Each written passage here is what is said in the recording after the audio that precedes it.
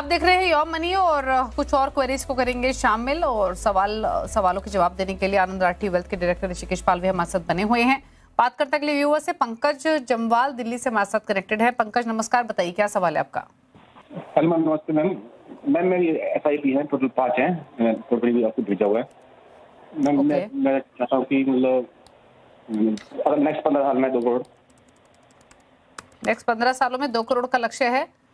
Portfolio की value आपके 7 लाख है अभी पंकज? जी मैम। और 6,000 रुपए महीना डाल रहे हैं आप? नहीं मैम, 70 करोड़। 17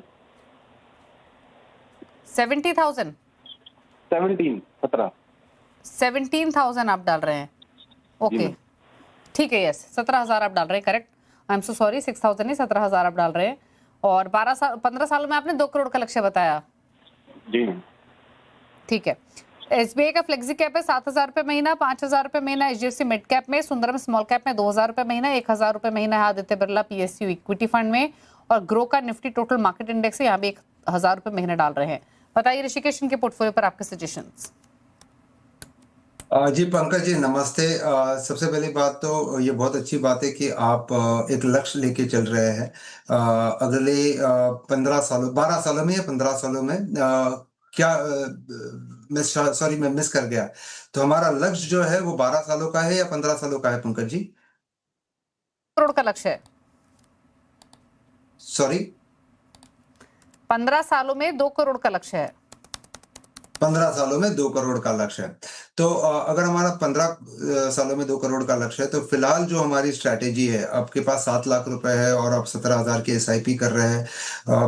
अगले 15 सालों में अगर 13% का रिटर्न आता है तो करीब करीब आपके पास 1 करोड़ रुपए की राशि जमा होगी। लेकिन यही आप अगर 20% का स्टेप अप कर लो तो वही राशि आपकी बढ़ के 2 करोड़ की हो जाएगी। तो आपको एक चीज करनी पड़ेगी कि आपको सबसे पहले तो 10% से चालू कीजिए, फिर 20% पे ले जाइए। So over a period of 15 years आपकी राशि करीबन 2 करोड़ की हो जाएगी। सबसे पहली बात तो ये है।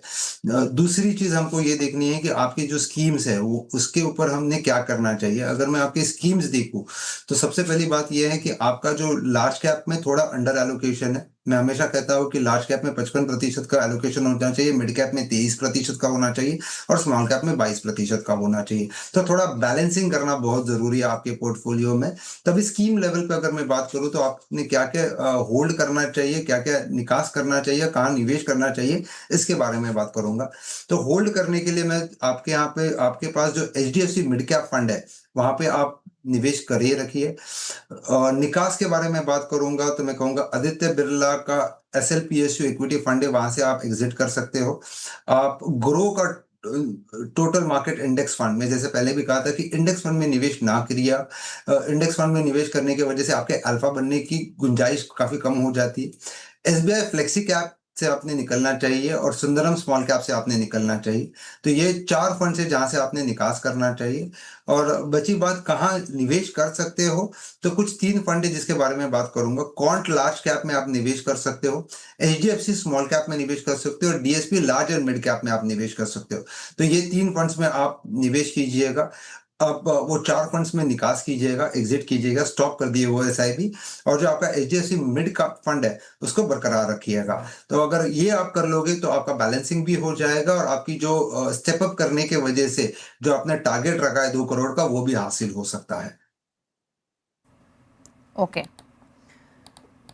ठीक है, तो ये राय रही आपके लिए आपके पोर्टफोलियो को लेकर। अकॉर्डिंगली पंकज आपको बदलाव करना है। कई फंड्स हैं जिनसे आपको निकलने का सजेशन दिया गया है। इनफैक्ट आपके लिस्ट में HDFC मिड कैप है जिससे आप कंटिन्यू कर सकते हैं, अदरवाइज आपको निकलना ही है बाकी फंड से, जिसमें Aditya Birla PSU equity, grow Nifty total market index, SBI flexi cap और सुंदरम स्मॉल कैप शामिल है। 3 नए नेम्स आपको सजेस्ट किए गए हैं जिसमें quant large cap, HDFC small cap और DSP लार्ज मिड कैप है। बात करते हैं आशुतोष राय से, दिल्ली से हमारे साथ कनेक्टेड है। आशुतोष बताइए।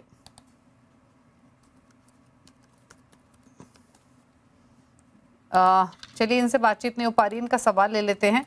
और इनका सवाल है कि इनकी 24,700 की मंथली सिप चल रही है, 5 लाख इकट्ठा हुए हैं पोर्टफोलियो में, निवेश अवधि है 10 से 15 साल।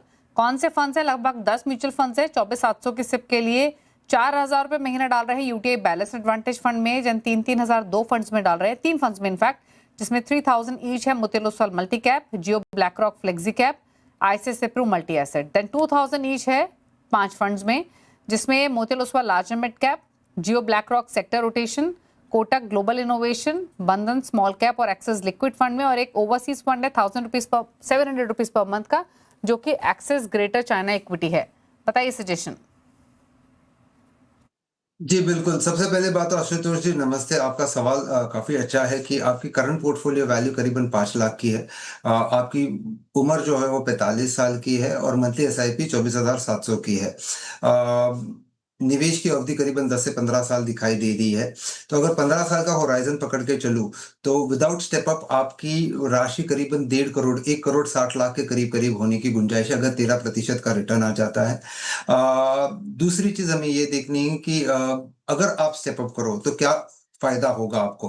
अगर आपने 10% का स्टेप अप किया तो आपकी 1.59 करोड़ की राशि जो है वो बढ़ के 2.5 करोड़ की हो जाएगी। करीब करीब 1 करोड़ का फायदा होगा अगर आपने 10% का स्टेप अप किया तो ये एक स्ट्रक्चरल एक स्ट्रेटेजिक चेंज करने की सलाह दूंगा मैं आपको। दूसरी चीज है कि अगर आपका, मैंने जैसे भी पहले भी कहा कि आपका जो मार्केट कैप एलोकेशन है उसको संतुलित रखना बहुत जरूरी है, जहां पे आपको 55% जो लार्ज कैप में रखना चाहिए, 23% जो है वो मिड कैप और 22% जो है वो स्मॉल कैप में रखना है। अभी वो करने के लिए आपको सबसे पहली बात तो कुछ कैटेगरीज ऑफ फंड है जहां से आपको निकास करना चाहिए, जैसे मल्टी एसेट हो गया, थीमेटिक हो गया, फंड ऑफ फंड हो गया। यहाँ पे आपने निवेश नहीं करना चाहिए। इंटरनेशनल फंड्स होते हैं वहां पे आपने निवेश नहीं करना चाहिए।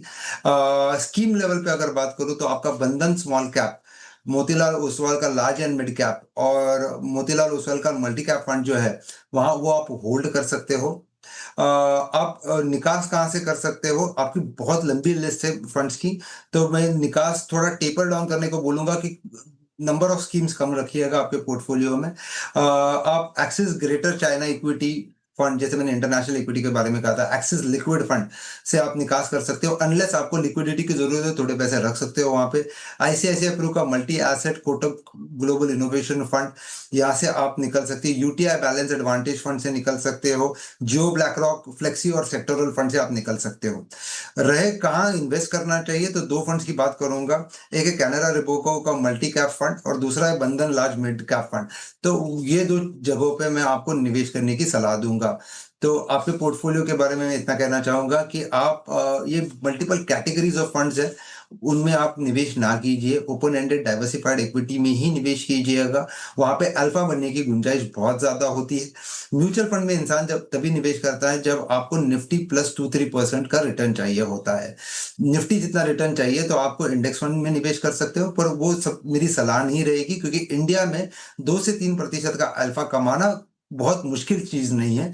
तो आपने ओपन एंडेड डाइवर्सिफाइड पोर्टफोलियो बनाना चाहिए, ये मैं मेरी सलाह रहेगी आपके लिए। तो ये रही आपके लिए सलाह आपके पोर्टफोलियो को लेकर। अकॉर्डिंगली आप बदलाव कीजिए अपने पोर्टफोलियो में। चलिए, शो को समेटने का भी वक्त है। थैंक यू ऋषिकेश आने के लिए शो में, और सभी व्यूअर्स की जो उलझन है उनको सुलझाने के लिए शुक्रिया। जो ऋषिकेश के टॉप 4 फंड्स हैं वो आप अपनी स्क्रीन पर देख सकते हैं, अगर आप उनकी चॉइस के हिसाब से पोर्टफोलियो क्रिएट करना चाहते हैं लॉन्ग टर्म वेल्थ क्रिएशन के पॉइंट ऑफ व्यू से। तो ये रहे ऋषिकेश के टॉप पिक्स, आपकी स्क्रीन पर नोट कर लीजिए। इसी के साथ शो में इतना ही। ब्रेक के बाद भी खबरें जारी है। नमस्कार।